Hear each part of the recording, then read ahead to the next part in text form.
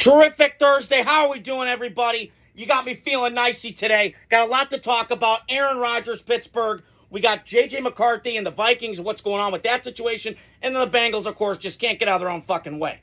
So I wanted to start off. Aaron Rodgers is now officially a Pittsburgh Steeler. Crazy how that sounds. I never would have thought that 10 years ago, let alone 15. So Aaron Rodgers is now officially a Pittsburgh Steeler. My take on it is, it ain't going to change shit, okay? They got a lot of question marks at Pittsburgh. Their left tackle's out. We don't know about their running game. You know, they drafted that kid from Iowa who I think's a stud, but Najee Harris left. You got Warren. He's a nice compliment. You brought in DK. That's a lot of distraction, okay? I'm glad they got rid of Pickens, got that cancer out of there. I just laugh with Pittsburgh because they keep telling me, oh, we want character guys on offense, but you keep drafting all these dumbass divas every fucking year. So I don't get it. I don't understand it. And, you know, this thing with Aaron Rodgers, like, listen, this is why, dude, you know, some of this comes back on Aaron a little bit. And I've been at a nauseam with this.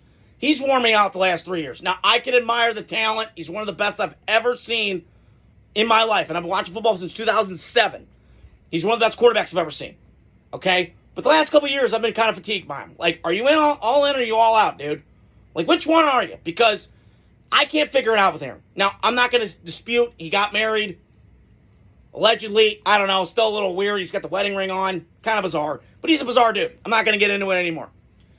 But, you know, and he's just kind of hasn't been the same. He got the Achilles, he got that popped.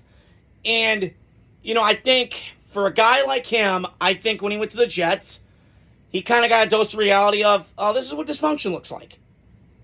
And you thought that grass was always greener. Well, it's not sometimes. And, you know, I look at Aaron Rodgers and I go, you know, is he what he was? I don't know. He could be. I don't know. I don't think this changes much with the Steelers. I've been saying this for the last couple years. They have not won a playoff game since 2016 when I was in college. That's embarrassing for a franchise that's Super Bowl or bust. It used to be. Not anymore, because Mike Tomlin, he's getting praise for his past performance, not his present. And I've been saying this. I think they're the Bears of the AFC. I really do. I know people could say, well, they're Green Bay. Yeah, for the stability part. But in terms of the way they are as a football team and the way their culture is, it's all defense. It reminds me of the Bears. And at least with the Bears, they're not tone deaf. They're like, okay, we got a quarterback. We need to go get him an offensive coach. Like, I see the league, the way the league is trending, so let's do that. And Pittsburgh's just naive about it. I don't know why. Maybe it's because they kept Mike Tomlin so goddamn long, and I'm so tired of hearing about, well, he's never had a losing season. He's never had a losing season. I'm tired of that. I'm tired of hearing that. That's great for Jacksonville. That's great for all these other teams, okay? It's not for the Pittsburgh Steelers, okay? It's not for the Ravens. It's not for the Chiefs. It's not for the Eagles. It's not. So get better or do something about it. It's getting old, Pittsburgh. And I just don't know what Pittsburgh are like. Are they better than they were last year, quarterback? Yeah, I would say so. Yeah. But what Aaron are you getting? Because he can't move anymore. He's a stationary pocket guy. It's what he is. He's like Jared Goff or C.J. Stroud. Not a lot of mobility. You know, not like it was. So, again, like, it just goes back to, again, you have to figure out what you do moving forward. Now, they have some weapons, and they got Freiermuth, and they got Metcalf from Seattle. I didn't love that. But he is a T.O. clone. He is big. He is physical. But he looks like Tarzan sometimes, plays like Jane. I just don't. You know, they got rid of Pickens so that they have one Devo receiver in the room, not two, because that would have been a problematic guy. Problematic right there. But they do have that. But we shall see what happens. I think the Pittsburgh Steelers are the same. I just wish they would bottom out at least once and just try and get a great quarterback. But it's not going to happen. As long as Mike Tomlin's coaching, that's not going to happen. So, moving forward, the Steelers are going to be the same. They're going to be 10-7, maybe 7-8, 9-9, whatever, 9-8, whatever the new schedule is. But that's it. I don't see any more. They're going to get bounced again. They got to pay T.J. Watt. Again, I would have considered maybe moving off of him, but it's hard to find blue chip guys like that. But try and start new, but I highly doubt it. So the Minnesota Vikings, speaking of a team that is in that same division as the Bears I just mentioned the Steelers are becoming, the Vikings have a problem on their hands. Now, J.J. McCarthy, they drafted, Michigan kid, won the Natty, Kind of like Stetson Bennett, was on a loaded team, didn't have to do a lot, okay? But the difference between him and J.J. McCarthy is J.J. McCarthy has had 2 surgeries now. So what does he look like? He looked like 170 pounds soaking wet, which would be ideal way for most people. But he's, he looked like really, really skinny in that last game on the sideline in Detroit to win it, to either get the 5th or the 1st seed last year in the NFC. So, again, I'm worried right now. If I'm Minnesota, you have a good team. Like, you to me, I would probably put them 3rd right now. I know I could probably put them 4th because of the quarterback situation and uncertainty of it, but I'm going to trust in Kevin O'Connell and what he's been lately, ever since he became the coach 2022, than I do with Ben Johnson. It's not a shot at Ben Johnson. I'm just saying I don't know what he is as a coach. He's been a great coordinator. Sometimes that transition, coordinator to coach, is kind of weird. So we shall see what happens. But I do think the Vikings are going to be a good team. Now, are they going to be 11, 12-win team? I'm not sure.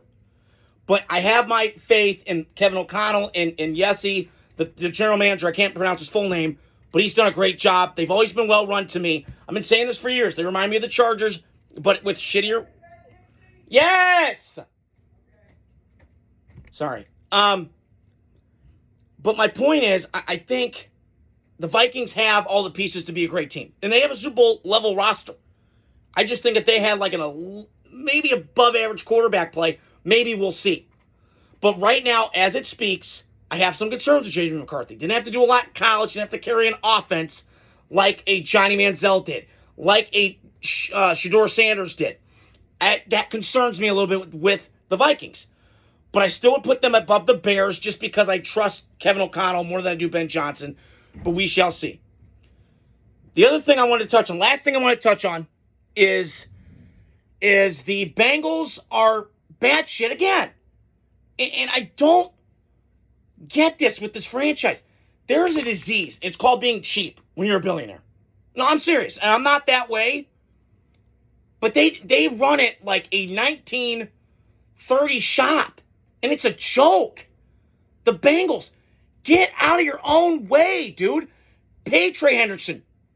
Get him paid. I understand he's an older player. In the last 2 years, he has dominated. Your defense was shit last year with a guy that had 20 sacks or 17 or whatever it was. Half those were against the Raiders. But that's besides the point. Okay? So do better, Bengals. Come on, man. You've got this window right now with Joe Burrow, who went to management and challenged them and said, hey, get my guy signed. And they did. But why aren't you getting Trey Hendrickson signed? Why? Why aren't you getting Trey Hendrickson signed? Is he not important to you? And then this Shamor Stewart guy, who, again, that was a pick that I was like, I don't know. That was an odd pick. A guy like that. Myles Garrett was like that at A&M.